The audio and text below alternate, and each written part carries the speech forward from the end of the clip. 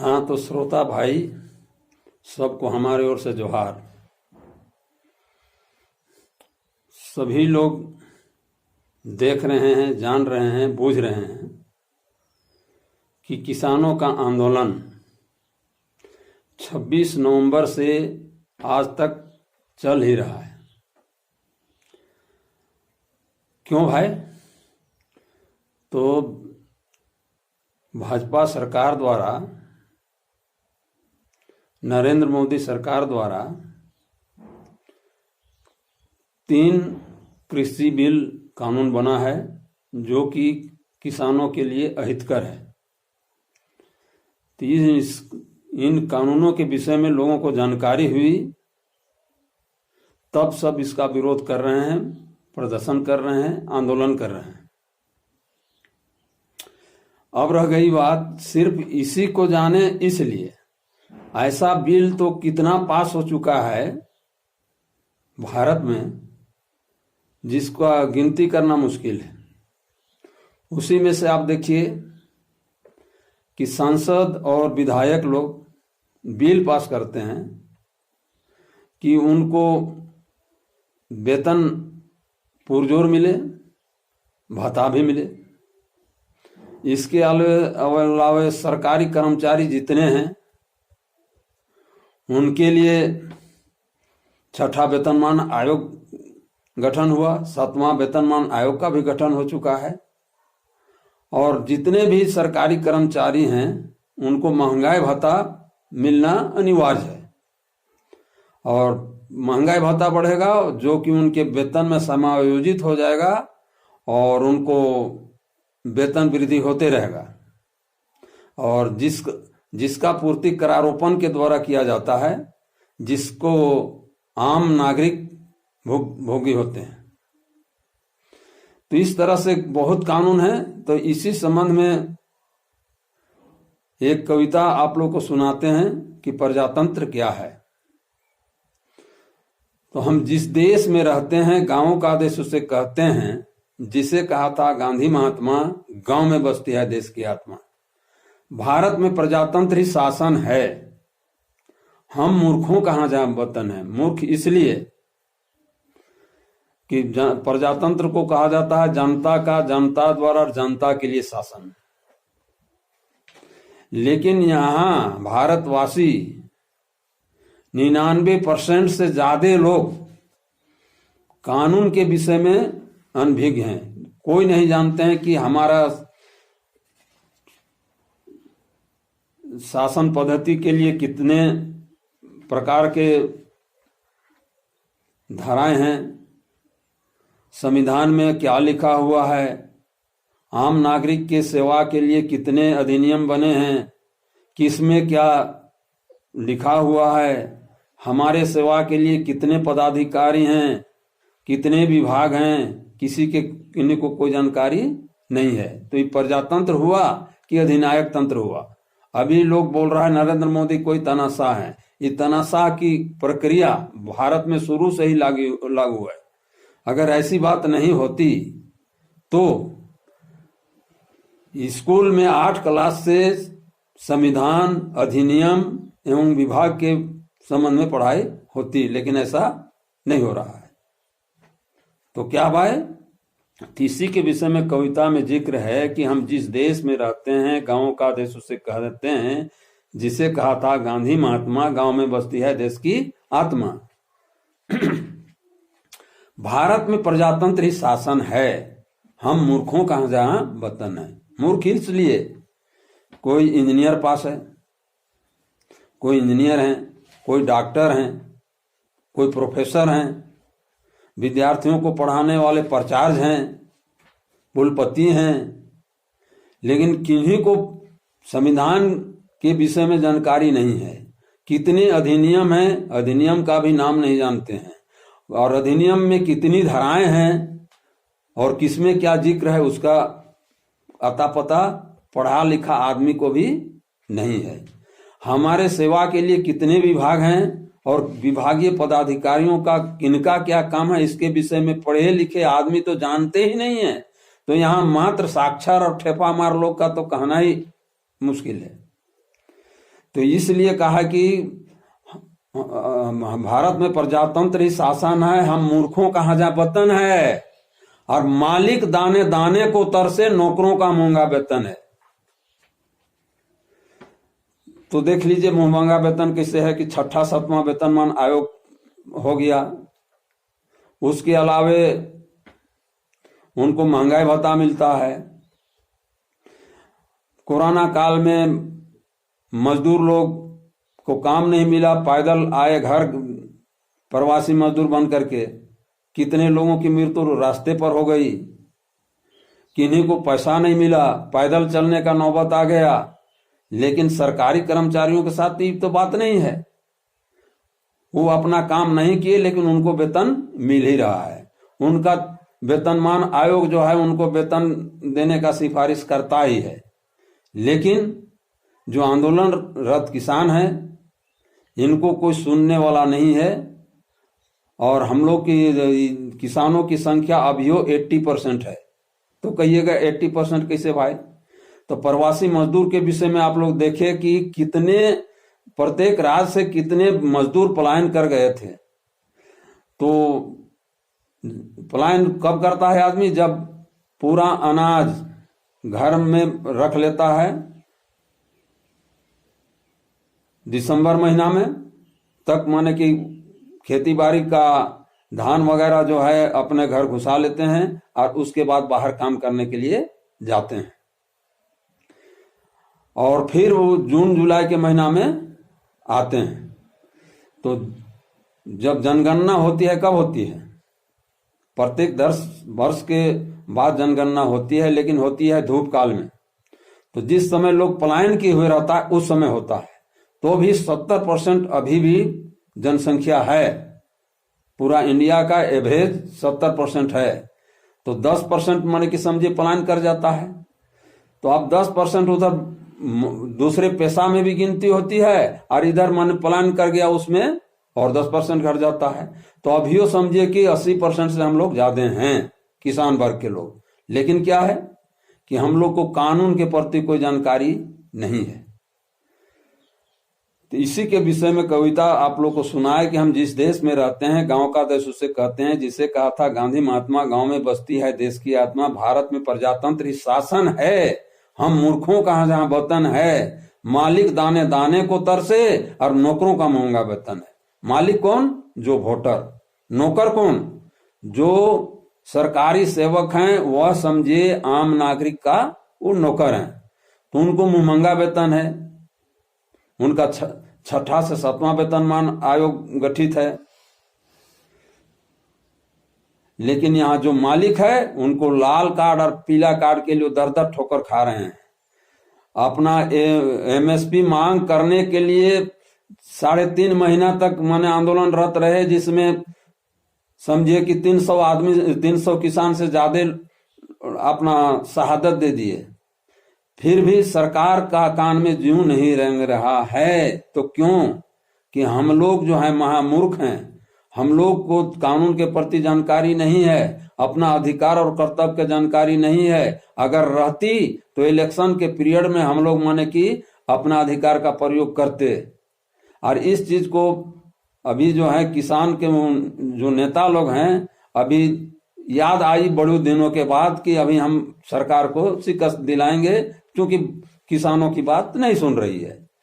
तो सिर्फ एक पॉइंट जो है कृषि बिल के विषय में हम शिकस्त दिलाने की बात कर रहे हैं। तो बहुत यहां तो भूमि अधिग्रहण बिल भी पास हो गया। कितना गांव उजड़ गए। जिस गांव में किसान रहते थे, गांव का जमीन पूरा अधिग्रहित सरकार द्वारा की गई। भिखमंगा का स्थान रहा लेकिन किसानों का स्थान नहीं रहा। तो क्या है? ये भी तो किसानों के घर खिलाफ कानून है। जब आदमी बेघर हो गया और कोई कंपनी वहां अपना फैक्ट्री खोल ली, तो फैक्ट्री में वो मुनाफा कमा रही है, तो उसमें किसान का हिस्सेदारी होना चाहिए कि नहीं? जब भारत के लोग बोलता है कि जय जवान जय किसान, तो जवान के लिए पेंशन भी उधर खत्म कर दिया गया है। अब किसान के लिए इधर जमीन भी खत्म करके भिखमंगा बना दिया गया है। इसलिए ऐसा परिस्थिति में जवान और किसान और जितना भी शोषित आदमी है, मजदूर, सबको एक होने की जरूरत है। और इस कविता के हिसाब से सबको जानना होगा कि हमारा संविधान क्या है और अधिनियम क्या है, तभी प्रजातंत्र इसको सही कहा जा सकता है, लोकतंत्र तभी सही हो सकता है, नहीं तो यह नाम मात्र का है, यह कोई काम का नहीं है। तो इसको फिर दोहरा देते हैं कि हम जिस देश में रहते हैं, गांव का देश उसे कहते हैं, जिसे कहा था गांधी महात्मा, गांव में बसती है देश की आत्मा। भारत में प्रजातंत्री शासन है, हम मूर्खों कहाँ जहाँ वतन है। मालिक दाने दाने को तरसे और नौकरों का महंगा वेतन है। जनता वह है कौन? जो वोटर। जनता वह है जो जानती नहीं है कौन है मालिक और क्या है संविधान। और सरकार वह है जो मानती नहीं है क्यों है उसका पद और क्या है उसका काम। अगर यह चीज जानती सरकार तो अभी किसानों का मांग है उसको पूरा किया जाता। यहाँ का बेरोजगार नौजुवक लोग जो अपना नौकरी करने के लिए या रोजगार के लिए मांग कर रहे थे उसको भी सुना जाता, लेकिन अभी सुना नहीं जा रहा है। तो मालिक बना है कौन वहां? अंधरा बहरा मूर्ख महा, जिसे सूझ बूझ है नहीं कि कितने नौकर और कौन कहां। मालिक को जब होता काम, अरे मालिक को जब होता काम, नौकर को जाके करते प्रणाम। और नौकर तब तक नहीं होते खुश जब तक उनको नहीं मिलती घूस। जनता इसे जानती है और सरकार इसे मानती है। जनता और सरकार मिलकर गुड़ और मिट्टी को शांति है। अभी क्या है कि जनता इस चीज को जान रही है कि भ्रष्टाचार का जमाना है, बिना पैसा दिए किसी का काम होता नहीं है। तो जितने सेवक हैं उनको तो वेतन मिलता ही है, तो ऊपर से घूस क्यों? और घूस ले रहे हैं तो ये बहुत बड़ा गद्दारी है। तो इसलिए मालिक बना है कौन वहां? अंधरा बहरा मूर्ख महा, जिसे सूझ बूझ है नहीं कि कितने नौकर और कौन कहां। मालिक को जब होता काम, नौकर को करता प्रणाम। नौकर तब तक नहीं होते खुश जब तक उनको नहीं मिलती घूस। जनता इसे जानती है और सरकार इसे मानती है। जनता और सरकार मिलकर गुड़ और मिट्टी को शांति है। तो इसलिए समय पुकारता, देश में होगी सुजग की क्रांति है। तो सुजग की क्रांति क्या चीज है भाई? तो यहां जो है बाह्य आजादी मिली है लेकिन आंतरिक आजादी नहीं मिली है। गोरों से हम लोग को आजादी मिली है लेकिन यहाँ के काले अंग्रेजों से हम लोग को आजादी प्राप्त करना है। तो इसके लिए क्या है? सुजग सूत्र को अपनाना है। तो सुजग सूत्र में क्या है? आंतरिक आजादी कैसे मिलेगी, इस चीज को जानने की जरूरत है। तो सुजग में 3 अक्षर हैं। सुजग में 3 अक्षर हैं। क्या है? पहला सु, ज और ग। और तीनों अक्षर का 4 मीनिंग होता है। और चारों का जब हम प्रयोग करेंगे तो हमको सच्ची आजादी मिलने में थोड़ा भी दिक्कत नहीं होगी। तो कैसे? पहला है सु जोड़ ज जोड़ ग। पहला सु जोड़ जग होगा। सु माने अच्छी तरह, जग माने जगाना। जितने भी नागरिक हैं उन लोग को अच्छी तरह जगाना होगा। और जब जागेगा तभी आदमी काम करेगा, और नहीं जागेगा तो काम तो नहीं करेगा। तो इसके लिए कानून के विषय में भी सबको जानकारी हासिल करनी होगी। अपना अधिकार और कर्तव्य को जानना होगा। और जो शोषक तबके के आदमी हैं उनका विरोध करना होगा। जब आदमी जागेगा तभी विरोध करेगा। लेकिन जब जगेगा आदमी और अपना काम करने लगेंगे तो जो शोषक प्रवृत्ति के आदमी हैं, शोषक तबके के लोग हैं, वह बीच में हम लोग को फोड़ने का काम करेंगे। तो उन लोगों के साथ भी दूसरा सूत्र काम होगा। पहला सु जोड़ ज जोड़ ग, यानी गांधीवादी विचारधारा से आदमी को हाथ जोड़ के कहेंगे भैया जियो और जीने दो। अब जब इससे भी वो नहीं मानेगा तो उनको जयप्रकाश ज से जयप्रकाश नारायण या जवाहरलाल की नीति अपनाना पड़ेगा। उनको हम लोग पंचायती बैठाएंगे और पंचायती में जब ज्यादा आदमी एक तरफ होंगे और एक आदमी एक तरफ होगा तो पंचायती में उसको तो मानना होगा, और उस पर भी वो दमंगई करना शुरू कर देगा। तो लास्ट में ज्यादा हम लोग शोषित वर्ग एक साइड होंगे और शोषक तबके का आदमी एक और रहेगा, तो उसको कोर्ट में माने कि केस करेंगे, उसका एक भी आदमी गवाह नहीं होगा।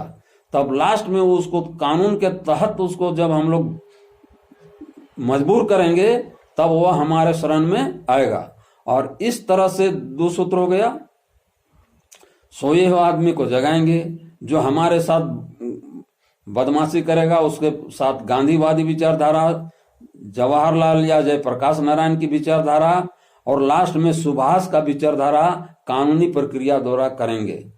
तब वह क्या होगा, लाइन में आएगा।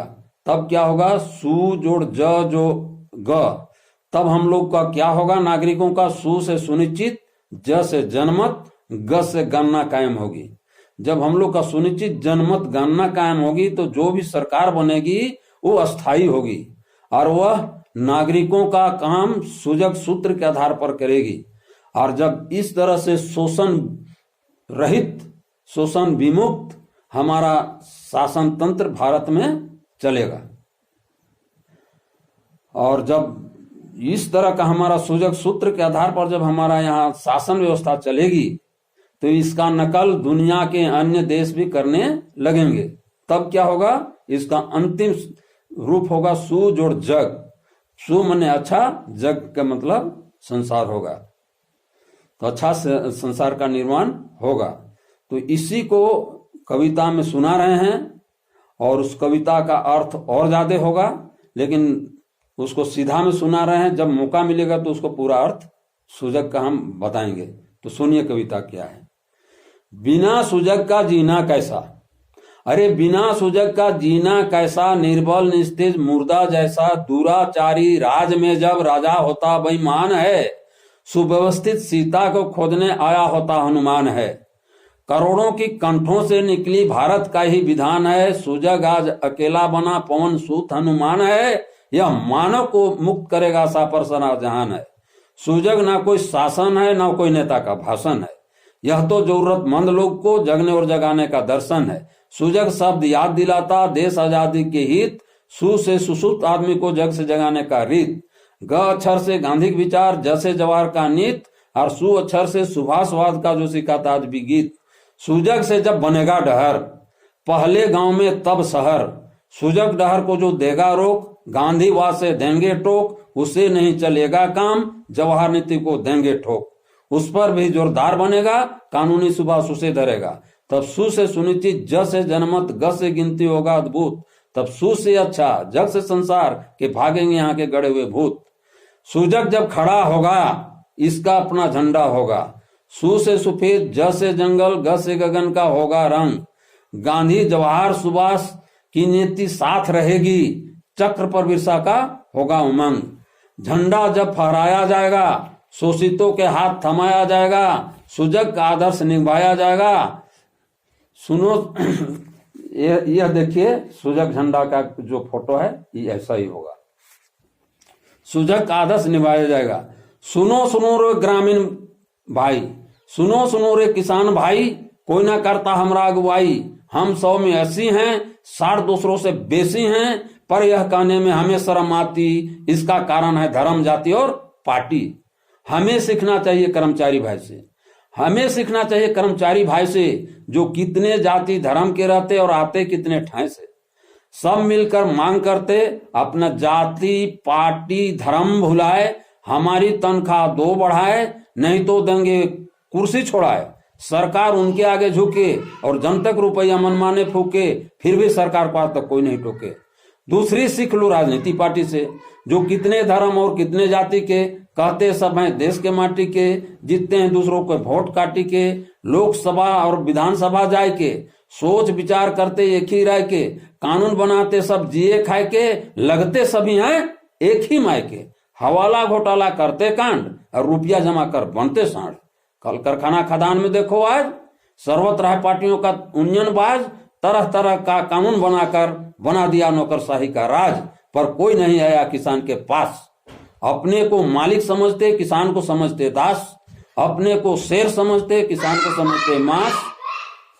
अपने को गीत समझते, किसान को समझते लाश। और अपने को घोड़ा समझते और किसान को समझते घास। हम लोग किसान है घासार पोरा। हम लोग किसान है घासार पोरा। बनो रे भाई अब खराट डोरा। जरूरत है ऐसे मालिक को बांधने का और शेर कहने वालों को चांदने का। गिद्ध को हम लोग देंगे सीध और घोड़ा को कसकर लगाम लगाएंगे तो होगा हम लोगों का जीत। तो क्या कराना होगा भाई? तो पूरा किसान बनाओ मन। तो पूरा किसान बनाओ मन। मुठा मुठी दोनों शाम रोजीना। जमा करो खाना बनाने का अन्न। टोला मुहल्ला शाम शाम बैठो। सप्ते सप्ते बैठो सब गांव में। पखवाड़े महीने 3 महीने 6 महीने बैठो। पंचायत प्रखंड जिला राजधानी के ठाव में किसान को सताने वाली हर बाधा को रख देंगे हम सब दांव में। तब हमारे शोषक दुश्मन झुक जाएंगे हमारे पांव में। बातें कम और काम बेसी, इसी में हम लोगों की होगी खुशी। ऊपर के बातों को न जाना भूल। चलो सियार जैसा सब करें शोरगुल। मानव प्रयास ऐसा होता है जो मानवीय व्यवहार बदल देता है। और मानवीय व्यवहार ऐसी हवा है जो समाजीकरण का मुख्य दवा है। और समाजीकरण वह सांचा है जो व्यक्तित्व निर्माण का ढांचा है। अतः हम सब मिलकर करें काज जैसा हमने सोचा है। सुजग का जब होगा विकास, करेगा यह स्वार्थ का नाश। सुखी होंगे सब होंगे ना दास। चतुर्दिक फलेगा विपुल उल्लास, जिस पर समाज ने लगाया आस। यही फार्मूला से हमारा काम चलेगा। किसान भाई इसको समझाया जाएगा बाद में। कविता के तौर पर हमने कहा इसको अमल में लाइए और इसको जो वीडियो आई उसको ऑन कीजिए और सुनिए, समझिए और एकदम इसको याद रखिए। फार्मूला यही है किसानों का और नहीं तो कुछ होने वाला नहीं है। यही इतने कह के मैं अपनी बात को विराम देता हूं।